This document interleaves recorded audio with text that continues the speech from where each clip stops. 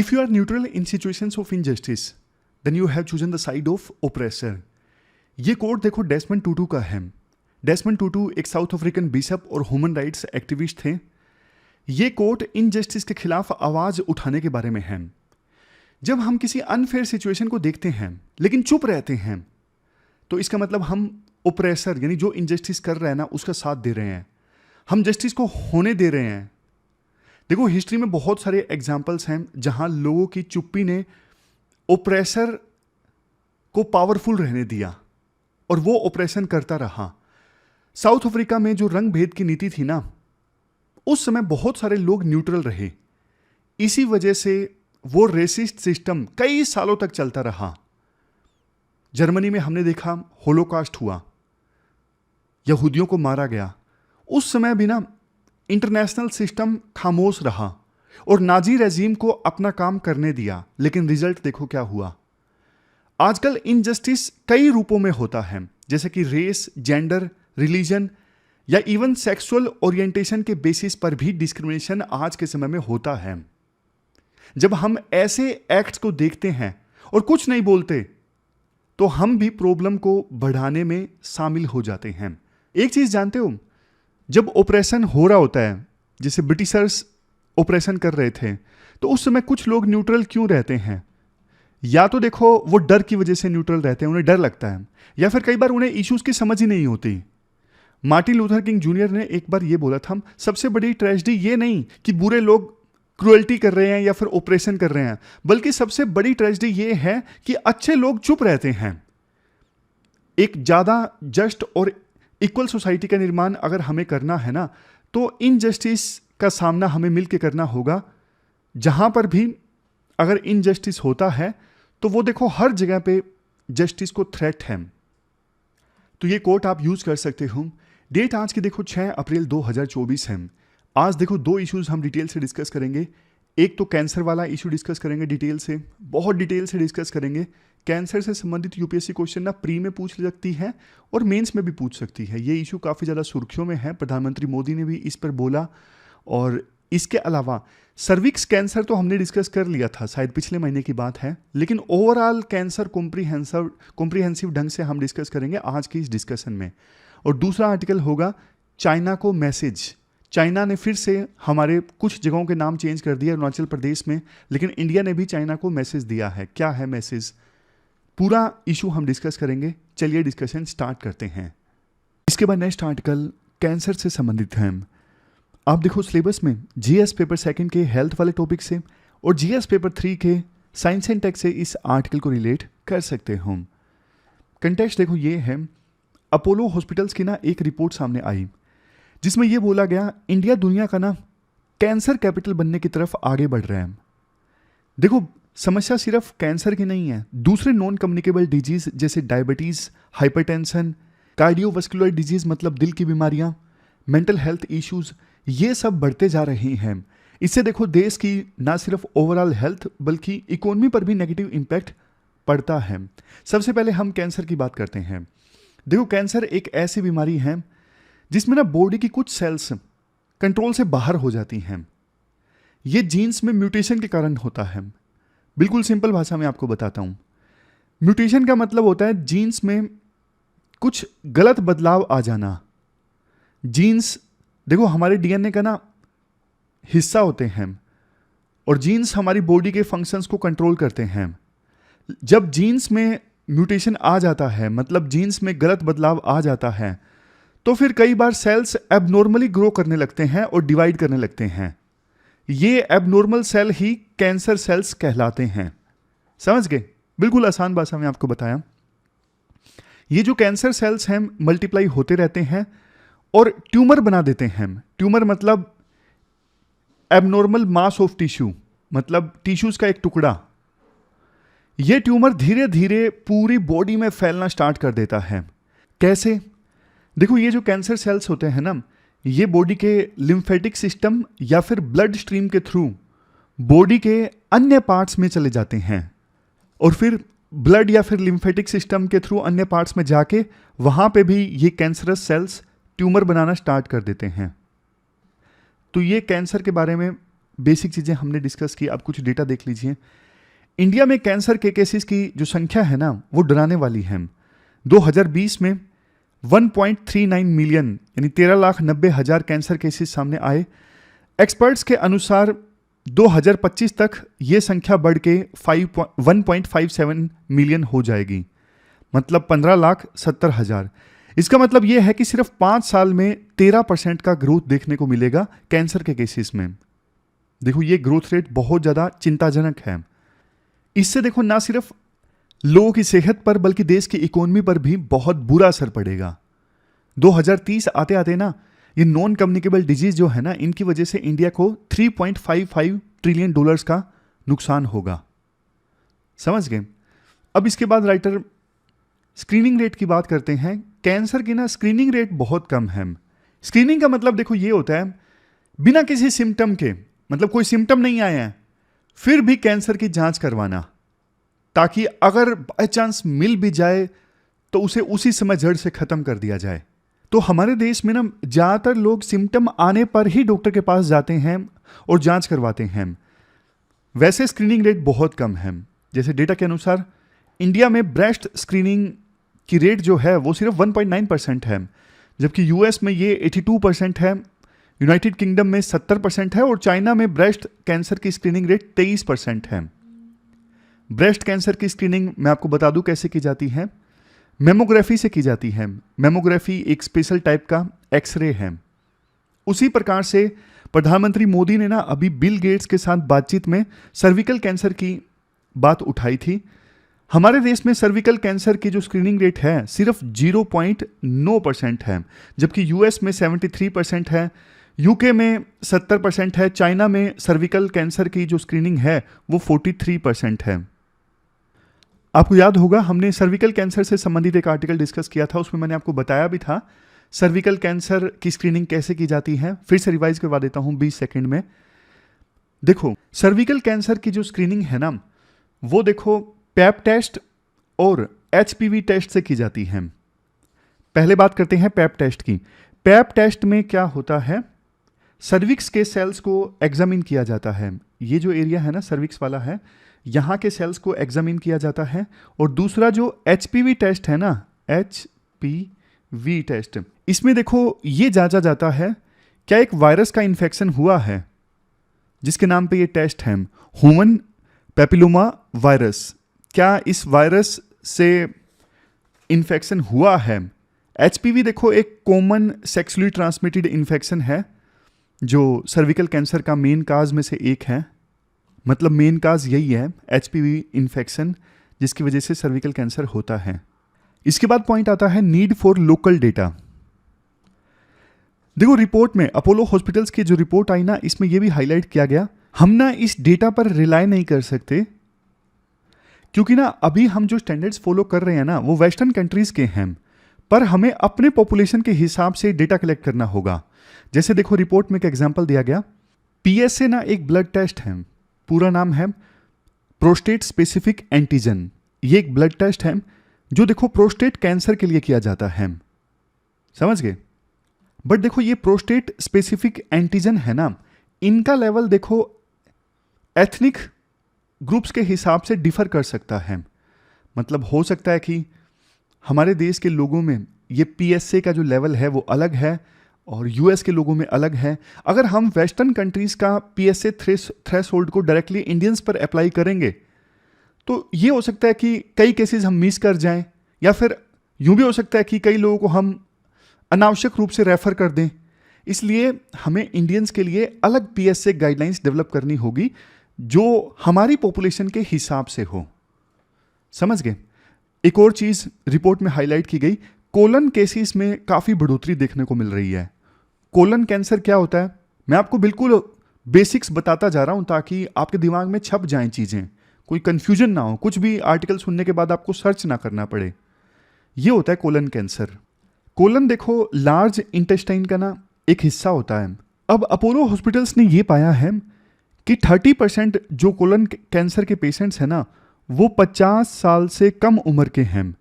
ये ट्रेंड देखो हम सबके लिए एक वार्निंग है। इसका मतलब ये है कि अब यंग एज में भी कोलन कैंसर हो सकता है। अब इसके बाद हम जानते हैं reasons for the rise in cancer cases in India. क्या कारण है कैंसर केसेज हमारे देश में बढ़ रहे हैं? बहुत सारे रीजन्स हैं। जैसे देखो, सबसे पहले smoking, alcohol, high BMI. BMI क्या होता है? बीएमआई का फुल फॉर्म है बॉडी मास इंडेक्स। ये आपके वेट और हाइट के रेशो को दर्शाता है। अगर देखो बीएमआई ज़्यादा है तो इससे ओबिसिटी कहते हैं। ओबिसिटी मतलब मोटापा। ओबिसिटी की वजह से ना breast cancer, colorectal cancer, pancreatic cancer और किडनी कैंसर का रिस्क बढ़ सकता है। 2019 की लैंसेट रिपोर्ट कहती है 37% हमारे देश में जो कैंसर डेथ्स है ना, वो इन्हीं रीजन्स की वजह से होती हैं। इसके बाद नेक्स्ट है अनहेल्दी डाइट। देखो, ज़्यादा फैट और कम फाइबर वाला खाना खाने से भी कैंसर हो जाता है। कौन से तरह का कैंसर होता है ज़्यादा फैट और कम फाइबर वाला खाना खाने से? Bowl cancer, lung cancer, prostate cancer और यूट्रिन कैंसर हो सकते हैं। बाउल कैंसर के बारे में आपको बताऊं, ये देखो कोलोरेक्टल कैंसर का ही एक दूसरा नाम है। नेक्स्ट पॉइंट, अगर देखो किसी को क्रोनिक स्ट्रेस है, लगातार स्ट्रेस रहता है, या फिर ओरल हाइजीन अच्छी नहीं है, तो ओरल कैंसर का जो रिस्क है ना वो बढ़ जाता है। ओरल कैंसर मुंह के अंदर के हिस्सों में जैसे जीभ पर, गम्स में या फिर चीक्स में होता है। नेक्स्ट, कुछ केमिकल्स जैसे एस्बेस्टोस, बेंजीन और रेडोन के कॉन्टैक्ट में आने की वजह से भी कैंसर हो सकता है। ये केमिकल्स देखो कई सारी इंडस्ट्रीज में यूज होते हैं।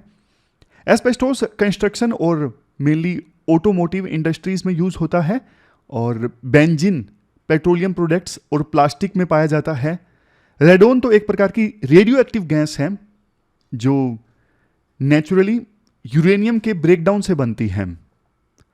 थोड़ा बहुत इन्वायरमेंट में भी ये पॉइंट्स यूज हो सकते हैं जो मैंने आपको बताया। इसके बाद नेक्स्ट है इन्फेक्शन। कुछ कैंसर्स तो देखो इन्फेक्शन की वजह से भी होते हैं, जैसे ह्यूमन पेपिलोमा वायरस, इसकी वजह से सर्विकल कैंसर, हेपेटाइटिस बी और हेपेटाइटिस सी से लीवर कैंसर, और हेलिकोबैक्टर पाइलोरी से स्टोमक कैंसर हो सकता है।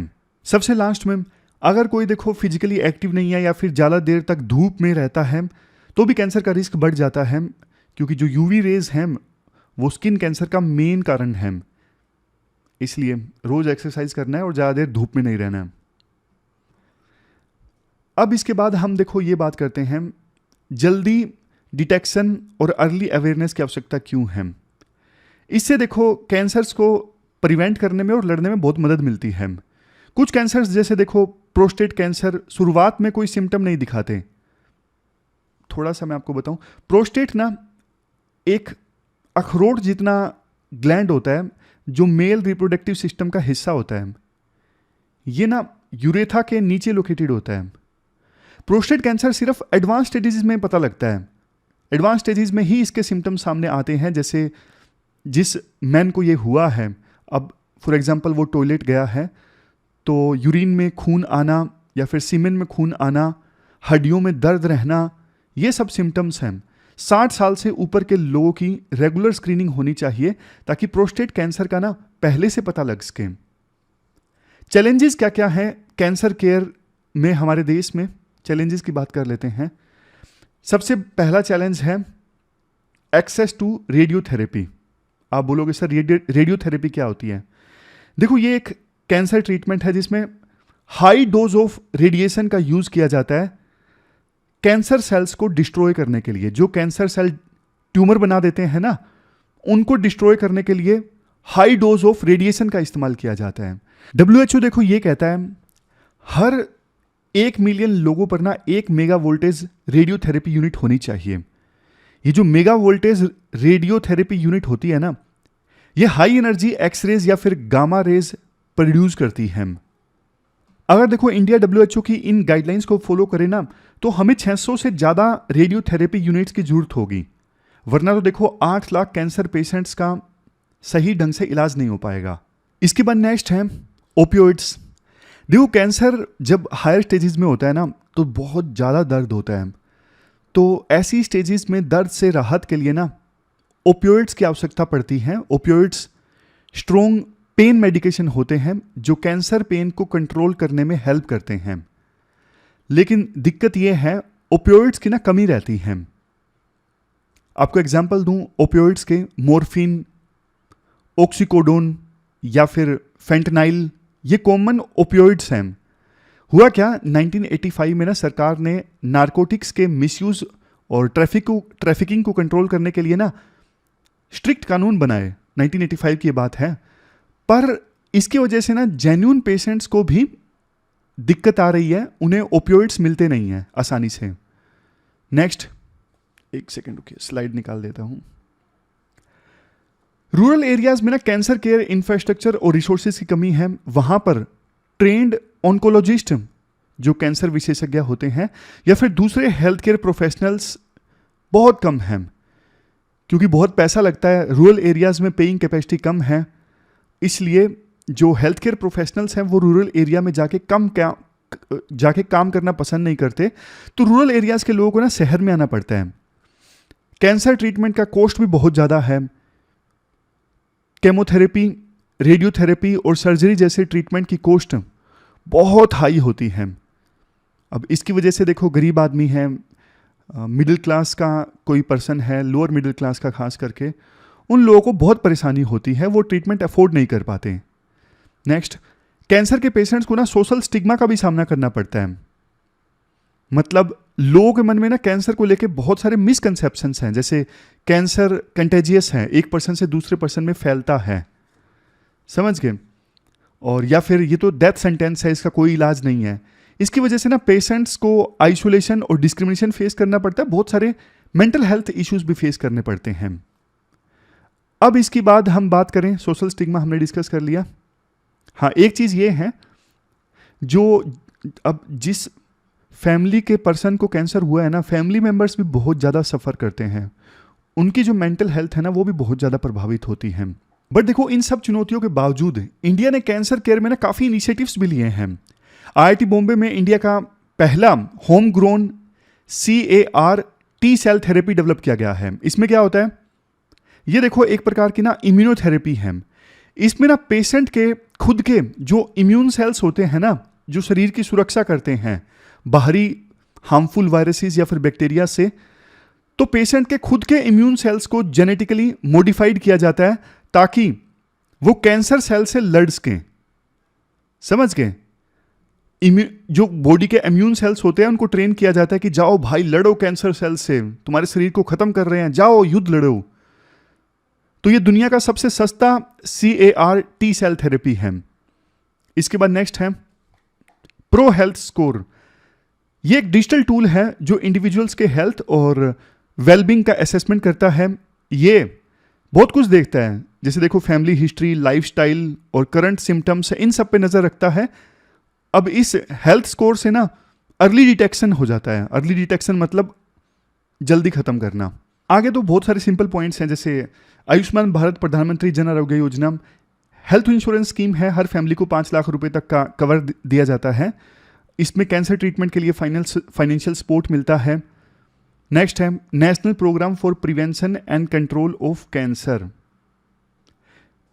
ये और भी चीज़ों के लिए है, सिर्फ कैंसर के लिए नहीं, बल्कि डायबिटीज़, कार्डियोवास्कुलर डिजीज़ और stroke, mainly non communicable disease के लिए है ये प्रोग्राम। शॉर्ट में NPCDCS भी आप इसको कह सकते हो। इसका एम ये है नॉन कम्युनिकेबल डिजीज़ को प्रिवेंट करना। ये जो प्रोग्राम है ना, हेल्दी लाइफस्टाइल को प्रमोट करता है और अर्ली डिटेक्शन पर भी जोर देता है। इसके बाद नेक्स्ट है राष्ट्रीय आरोग्य निधि। ये गरीब पेशेंट्स को ना फाइनेंशियल असिस्टेंस देता है। ये वो पेशेंट्स जो बिलो पॉवर्टी लाइन है और किसी लाइफ थ्रेटनिंग डिजीज से पीड़ित हैं, उनकी मदद करता है ये प्रोग्राम। नेक्स्ट है health minister cancer patient fund. ये देखो कैंसर ट्रीटमेंट के लिए जेनरिक ड्रग्स प्रोवाइड करता है। जेनरिक ड्रग्स मतलब ब्रांडेड ड्रग्स के सस्ते वर्जन। नेक्स्ट, बहुत सारी स्टेट गवर्नमेंट्स ने ना स्टेट इलनेस असिस्टेंट फंड शुरू किया हुआ है। ये भी गरीब पेशेंट्स को फाइनेंशियल एड देता है। स्कीम्स देखो और भी हैं, जैसे tertiary care cancer centre scheme, first cancer care initiative. इतने सारे इनिशिएटिव स्कीम तो आप लिख भी नहीं पाओगे अगर क्वेश्चन आ जाता है तो। वे फॉरवर्ड में 3-4 चीज़ें आपको बताऊं। सबसे पहले देखो R&D में इन्वेस्टमेंट करना होगा। इससे नए और बेहतर ट्रीटमेंट डिस्कवर होंगे। दूसरा, फार्मास्यूटिकल कंपनीज और हेल्थ केयर प्रोवाइडर्स को मिलकर काम करना होगा। फार्मा कंपनीज पेशेंट्स को फाइनेंशियल सपोर्ट दे सकती हैं, उनकी असिस्टेंस कर सकती हैं। नेक्स्ट, रेगुलेटरी अथॉरिटीज़ को कैंसर ड्रग्स के अप्रूवल को स्ट्रीमलाइन करना होगा ताकि पेशेंट्स को जल्दी से जल्दी ट्रीटमेंट मिल सके। 60 साल से ऊपर के लोगों की स्क्रीनिंग को उसी तरह एंकरेज करना होगा जैसे 40 के बाद की वुमन को ब्रेस्ट कैंसर स्क्रीनिंग के लिए किया जाता है। कैंसर मेडिसिन्स जो होती है ना, उस पर जीएसटी काफ़ी कम लगना चाहिए। अभी जैसे 12% है, या तो जीएसटी लगे ही ना, नील लगे, या फिर कैंसर मेडिसिन जो है ना वो 5% वाली स्लैब में आनी चाहिए। तो ये सारे पॉइंट्स वे फॉरवर्ड में दिए जाते हैं। तो ये हमने पूरा ज़बरदस्त ढंग से, कॉम्प्रिहेंसिव ढंग से कैंसर से संबंधित इशू डिस्कस किया। चलते हैं आगे। इसके बाद नेक्स्ट आर्टिकल इंडिया को चाइना के मैसेज से संबंधित है। आप देखो जीएस पेपर 2 के इस टॉपिक से आर्टिकल को रिलेट कर सकते हो। देखो पिछले कुछ सालों में ना आपने चाइना की एक हरकत देखी होगी। चाइना ना हमारे देश में कुछ जगहों के जो नाम है ना वो चेंज कर देता है, चाइनीज नाम रख देता है। हालांकि ग्राउंड लेवल पे इससे कुछ फर्क नहीं पड़ता, लेकिन चाइना ऐसा क्यों करता है वो हम जानेंगे। आप पहले देखिए चाइना ने कब कब नाम चेंज किए। 2017 में चाइना ने अरुणाचल प्रदेश में 6 प्लेसेस के नाम चेंज कर दिए थे। अपनी तरफ से ना चाइना वाले अरुणाचल प्रदेश को ना जंगनान बोलते हैं। 2011 में उन्होंने 15 प्लेसेस के नाम चेंज कर दिए थे और 2013 में 11 जगहों के नाम चेंज कर दिए थे। 2024 में उन्होंने 30 जगहों के नाम चाइनीज नाम रख दिए हैं, जिसमें से 11 तो देखो रेजिडेंशियल एरिया हैं, 12 माउंटेन्स हैं, 4 नदियां हैं, 1 लेक है, 1 माउंटेन पास है और 1 लैंड का टुकड़ा है। जब देखो चाइना की ये हरकत सामने आती है ना, कई बार इंडिया वाले भी चाइनीज जगहों का नाम चेंज कर देते हैं। जैसे देखो संगई का नाम संगीपुर और नानजिंग का नाम नंदीगढ़, यूनान का नाम यननपुरम और इसके बाद हुबई का नाम हनुमानगढ़, चेंगडू का नाम न्यू चंडीगढ़। तो मतलब देखो ये तो लाइटर नोट पे है, ये तो सोशल मीडिया पर वैसे ही चलता है। लेकिन इंडिया का क्या मैसेज है चाइना को जब चाइना इस प्रकार से नाम चेंज करता है। जाहिर तौर पे हमारे जो फॉरेन मिनिस्टर हैं उन्होंने रिजेक्ट कर दिया कि नाम चेंज करने से कोई ग्राउंड लेवल पे सिचुएशन चेंज नहीं होती है, तमाशा जो है वो बंद कर दो। राइटर कहते हैं देखो ये चाइना के ना एक्सपेंशन का मेथड है। चाइना हमेशा ऐसे ही करता है, मतलब हिस्ट्री चाइना ना इन्वेंट करता है। अभी जैसे चाइनीज नाम रख रहा है इन सभी जगहों के, अभी कुछ नहीं बोलेगा, अभी सिचुएशन ऐसे ही चलती रहेगी, ग्राउंड लेवल पे कुछ नहीं चेंज होगा।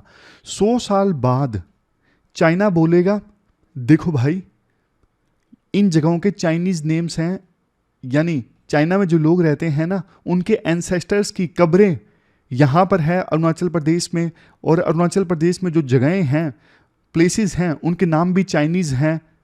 तो मतलब पास्ट में ये जगह हमारी थी। तो इस प्रकार से चाइना ना अरुणाचल प्रदेश में नाम चेंज कर रहा है, ये हिस्ट्री इन्वेंट कर रहा है, जिसका क्लेम चाइना आज नहीं करेगा, जिसका क्लेम चाइना करेगा 100 साल बाद।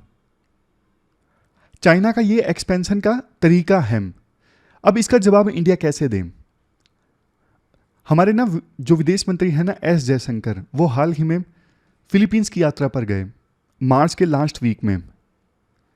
अभी तक ना इंडिया चाइना के अगेंस्ट ना कुछ बोलता नहीं था। दूसरी जगहों पे जो चाइना के डिस्प्यूट्स चल रहे हैं, जैसे ईस्ट चाइना सी में जो साउथ ईस्ट एशियन कंट्री है, फॉर एग्जांपल फिलीपींस, इंडोनेशिया, इन देशों के साथ चाइना के डिस्प्यूट हैं, इन पर ना इंडिया ज़्यादा कुछ बोलता नहीं था। इंडिया को लगता था क्यों ही यार चाइना के साथ टेंशंस को इंक्रीज किया जाए। बट अब ना इंडिया मुखर होकर बोलने लगा है।